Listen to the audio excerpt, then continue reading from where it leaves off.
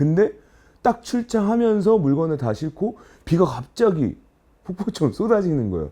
그리고 현장에 가니까 바람이 또 엄청 불면서 현장에 막 아파트에 있는 방충망 쉽게 안 떨어지잖아요. 근데 배송하고 있는데 막 떨어지는데, 그럼 저는 배송을 하지 않는데 돈을 못 버는 상황에서 돈을 내야 되는 상황이요, 도리어. 근데 그런 구조를 가지고 있기 때문에 아파도 쉴 수가 없는 거예요. 어떤 조합원은 자기 동생이 죽었는데 그날 나와서 일을 했어요. 배송이 어렵다고 계속 쿠팡측에 연락도 하고 라고 얘기했는데 답변이 없었고, 그 배송을 하는 과정에서 그 물에 휩쓸려 내려간 거예요.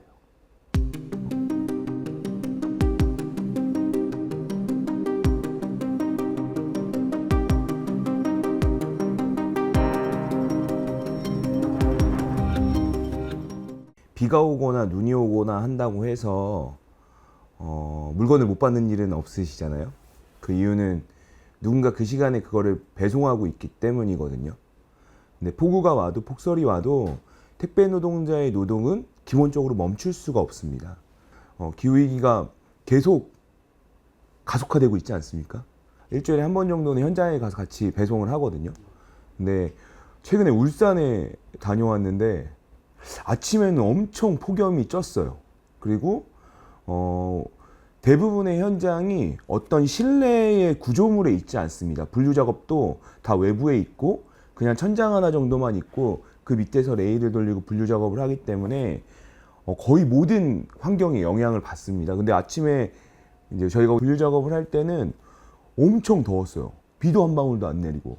근데 딱 출장하면서 물건을 다 싣고 비가 갑자기 폭포처럼 쏟아지는 거예요. 그리고 현장에 가니까 바람이 또 엄청 불면서 현장에 막 아파트에 있는 방충망 쉽게 안 떨어지잖아요. 근데 배송하고 있는데 막 떨어지는데 결국은 그 현장에서 배송을 계속 해야 되는 상황인 건데, 그럼에도 불구하고 뭐 멈추면 되지 않느냐 이렇게 얘기하는데 차 안에 300개씩 400개씩 있으면은 솔직히 멈추기 쉽지 않습니다.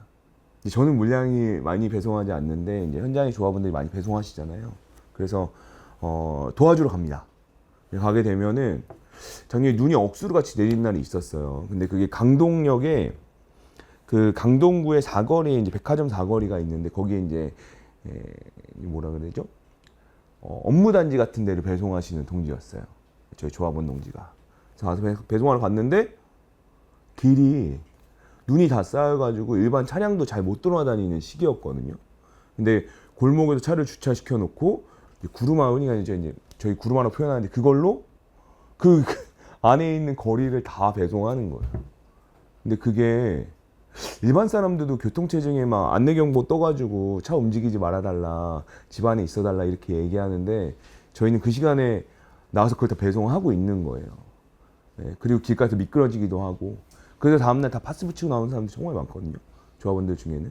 비 맞은 박스를 배송받으면은 고객들이 문제제기를 하시잖아요. 그러니까 본인이 있던 우위를 박스에다 덮어놓고 이제 정작 본인은 비를 다 맞으면서 배송을 하는 거죠. 이런 상황이 거의 모든 택배 노동자들에게 가지고 있는 현실입니다. 그리고 실제로 그렇게 하다가 예를 들면 탑차에 올라가다가 미끄러져서 다치기도 하고, 비가 오면 어쨌든 다 철제로 되어 있으니까 탑차든 또 계단이든 그런 상황들이 빈번하게 발생하고 있고, 그렇게 다치더라도 산재보험을 쉽게 할 수도 없습니다.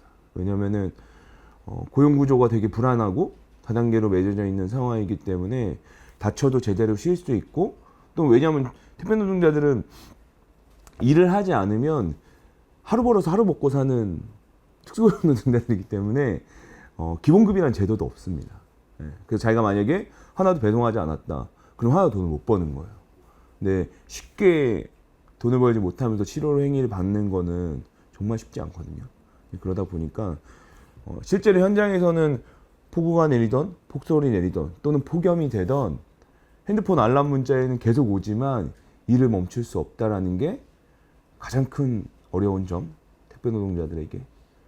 솔직히 좀 일하는 입장에서 스스로 불쌍하기도 하고 그런 경우가 많습니다. 온열 질환과 관련해서는 뭐라고 해야 되죠? 되게 그냥 일상적이다라고 표현하는 게 맞는 것 같아요. 아침에 아까도 말씀드렸듯이 어떤 실내에 분류장이 있지 않아요. 대부분. 제가 일하는데 실내에 분류장이 있음에도 불구하고 에어컨이나 또는 냉난방기가 적절하게 가동되지 않기 때문에 더울 땐 엄청 덥고 추울 땐 엄청 춥거든요. 네, 그래서 뭐 그걸 병원에 간다는 건 되게 약간 사치스러운 일 같은 거예요. 냉난방 시설이 갖춰져 있는 터미널이 거의 없습니다. 주말에도 통영에 갔다 왔거든요. 근데 거기는 휴게실이 없어요. 사람들이 잠시 쉴 수 있는 휴게 공간이 없어요. 대리점 사무실은 있는데 휴게실이 없는 거예요. 그리고 또 진천에 어디는 여자 택배 노동자가 있는데 여자 화장실이 없어요. 그런 것처럼 아주 최소한의 것도 지켜지지 않고 있는 게 실제적 현황이고, 일단은요, 지금 택배 노동자들은 특수고용 노동자라고 표현합니다. 그런데 저는 이 특수고용이라는 말이 매우 잘못됐다고 생각하거든요. 노동자면 노동자지 앞에 특수고용이라는 말을 붙여서 예를 들면 근로기준법도 적용받지 못하고 있는 상황이라는 거예요. 실제로 계약서상의 내용을 확인해 보면은 개인사업자로 분류되어 있습니다. 그리고 단가 계약을 합니다. 택배 박스 하나당 얼마 이런 식으로 계약을 하기 때문에 기본급이라는 제도도 없고, 당연히 현장에서 다양하게 벌어지는 노동 조건과 관련해서 개선하기 위한 이런 구조도 없습니다. 네, 일반적인 노동조합에서는 사용자와 정기적으로 노사협의회도 운영하고 사업안전보건위원회도 운영하고 하면서 그런 구조를 가지고 있는데 5명 또는 10명의 대리점을 운영하고 있는 대리점장과 실제로 그런 논의를 하기 어렵습니다. 왜냐하면 대리점도 택배사의 원청에서 수수료를 받아서 거기서 일부 운영비와 자신의 이익을 제외하고 거기서 택배 노동자에게 주는 형식이기 때문에 대리점장이 저희의 중간 관리자 정도라고 생각하면 좋겠는데, 지금은 사장처럼 택배 노동자들하고 계약을 하고 있는 현황입니다. 저희는 휴가가 없습니다. 아파서 쉬거나 또는 누가 돌아가셔서 쉬거나, 그런 일반적으로 노동자들이 기본적으로 누리고 있는 내용들이 있잖아요. 연차, 월차 이런 게 전혀 없습니다. 그렇기 때문에 아파도 일해야 되는 거고 누가 돌아가셔도 일해야 되는 상황이고, 어떤 조합원은 자기 동생이 죽었는데 그날 나와서 일을 했어요. 그런 과정을 보면 당연히 안 그런 대리점도 있지만 결국은 내 물건을 내가 배송해야 된다라고 하는, 근데 그 물건 자기 게 아니잖아요.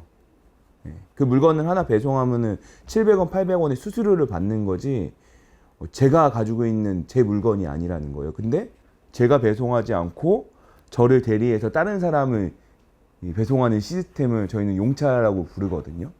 근데 용차를 부르게 되면 그 비용을 온전히 제가 부담해야 됩니다. 그러면 800원짜리 수수료가 1,500원짜리가 돼요.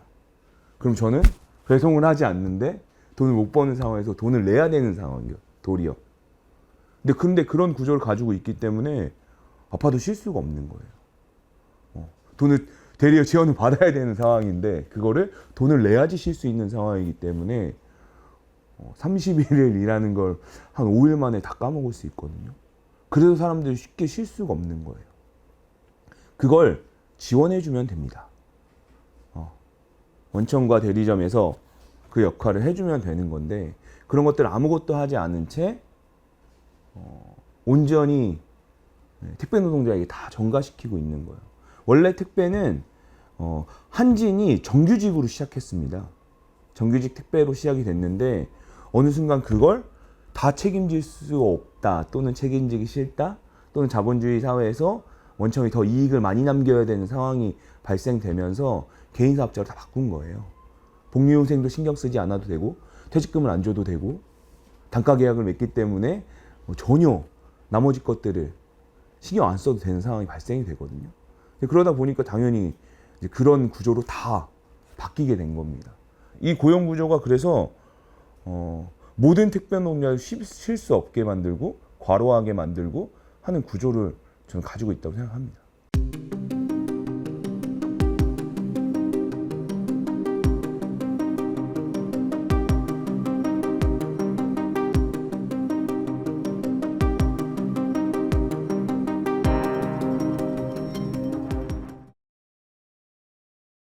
일단 작업 중지권이라는 개념이 없습니다.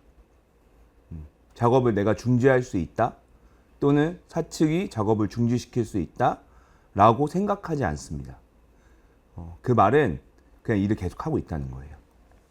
최근에 사례를 보면은 쿠팡이 이제 쿠팡 플렉스라고 이야기 되어지는 자기 차량으로 승용 차량으로 배송하는 분이 경산에 돌아가셨잖아요. 이틀 동안 많은 비가 쏟아진 경북 경산에서 한 40대 여성이 밤사이 불어난 물에 휩쓸려 실종됐습니다. 그 실종자는 택배 일을 하고 있었는데 사고가 나기 전 동료에게 비가 너무 많이 와서 배달을 못하겠다고 연락했던 걸로 확인됐습니다. 비가 많이 오고 있었습니다. 정말로 많이 오고 있었었고 차가 물에 잠길 정도였는데 배송이 어렵다고 계속 쿠팡 측에 연락도 하고 뭐라고 얘기했는데 답변이 없었고 그 배송을 하는 과정에서 그 물에 휩쓸려 내려간 거예요. 저는 그 정도의 상황이라면 분류 작업을 멈췄어야 된다고 생각합니다. 분류 작업장에서 일단 그렇게 많이 비가 오면 분류 정도만 하고 그 터미널에 물건을 놔두고 그 다음에 배송했었어야 돼요. 쿠팡 그런 걸 안 한 거예요. 업무 지시를 안 하면 되는 거예요. 배송하지 말아라라고 얘기하면 되는 거고, 아 정말 죄송하지만 오늘은 폭우 때문에 작업자의 안정상 오늘 배송은 없습니다. 내일 정상화되거나 날씨가 정상화되면 다시 배송 업무를 진행하겠습니다라고 얘기했었어야 되는 게 맞는 거예요. 그리고 당연히 해당 노동자는 말씀드려요. 기본급이 없기 때문에 물건을 하는 만큼 일을 해야 되는 거예요. 내가 많이 하면 많이 버는 거고 적게 보면 적게 버는 건데 그런 개념이 없기 때문에 당연히 일을 해야지 돈을 버는 상황이 발생되기 때문에 물건 배송하는 겁니다. 그리고 또 배송하라고도 합니다. 쿠팡은. 그렇기 때문에 근데 대다수의 택배 노동자가 그런 구조를 가지고 있는 거죠. 그래서 작업을 중지할 수 있다 이런 생각 해보는 사람 많지 않습니다. 거의 없다고 보시는 게 맞아요. 정확하게 얘기하면 작업 중지권이라는 걸 요청해야 될 대상이 저희와 만나서 이야기하지 않는 상황인 거죠. 왜냐하면 우리에게 작업 중지권이 있다라는 거를 얘기하려면 원청 택배사를 만나야 되잖아요. 대리점장한테 백날 얘기해. 대리점장은 그냥 할 수 있는 게 아무것도 없습니다. 시키면 시키는 대로 해야 되는 거예요. 근데 그런 사람하고 작업 중지권을 논의할 수가 없잖아요. 그럼 결국 대리점장이 자기 물건을 가지고 예를 들면은 자기 차로 또 다 돌아야 되는 건데 그 사람도 그러면 작업 중지권이 필요한 사람 중에 한 사람인 거죠. 네. 결과적으로 얘기하면 일단 산업재해가 발생되기 전에 또는 산재 사망사고 또는 산재 사고가 발생되기 전에 작업을 중지할 수 있는 권리가 대부분의 노동자들에게 존재함에도 불구하고 그거를 어떻게 써야 되는지 쓸 수는 있는 건지 여기까지도 가지 못하는 상황이에요.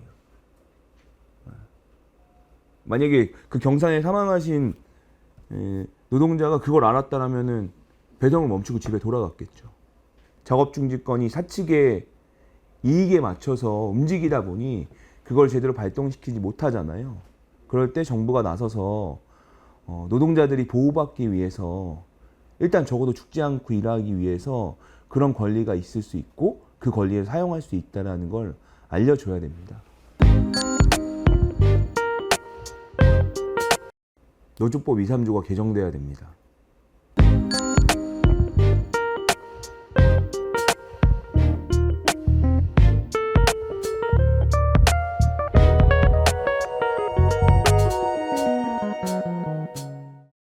이게 기후위기와 뭔 상관이냐 이렇게 얘기하실 수 있는데 노동자가 돼야 돼요.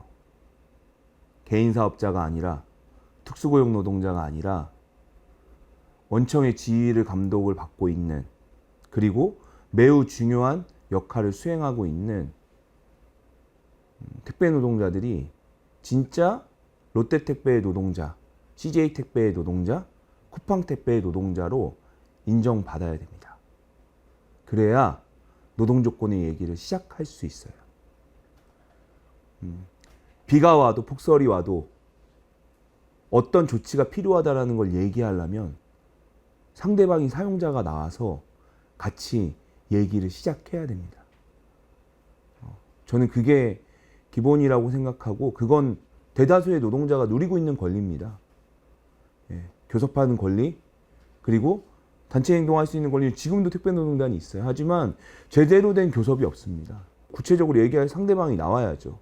그런 지점에 있어서 노조법 2, 3조가 반드시 개정돼야 됩니다. 실제로 자본주의 사회에서 기후위기에 직격탄을 맞는 건 국민이나 그러니까 일반 국민을 얘기하는 거예요. 또는 정말 열악한 환경에서 일하는 노동자들이더라고요. 진짜 부자는, 진짜 자본가는 기후위기와 별 상관이 없습니다. 더운 데서 일하지도 않고 추울 때는 또 적정 온도 갖춘 곳에서 일을 하고 있기 때문에 결국은 더 어려운 사람들에게 기후위기는 더 심각하게 발현되어지는 것 같습니다. 우리가 뭘 해야 될까 생각했을 때는 노동자로서 기후위기에 좀 신경 쓰는 것과 그리고 내 현장을 바꾸는 데 있어서 내 뭔가에 필요한 내용들을 이야기하는 데 있어서 10% 가지고는 너무 어려워요. 네, 지금 저희가 택배 노동자가 7만이라고 얘기하거든요. 저희는 딱 7천 정도입니다. 롯데도 딱 그 정도예요. 그런데 너무 목소리가 작은 것 같아요. 그래서 택배를 받는 거에 대한 이익만 나오지 그 택배를 배송하는 노동자들의 목소리는 여전히 작다. 그리고 미미하다. 라는 생각입니다. 그래서 좀 더 많은 택배 노동자가 개인 사업자라는 이름을 좀 버리고 특수고용이라는 그런 앞풀이 말을 좀 빼고 진짜 노동자로 거듭나는 데 있어서 좀 노력해야 되지 않을까 이런 생각을 많이 하고 있고, 기후재난 속에서 삶과 노동 안전을 지키기 위해서 노동자들이 노동조합에 많이 가입하면 좋겠습니다.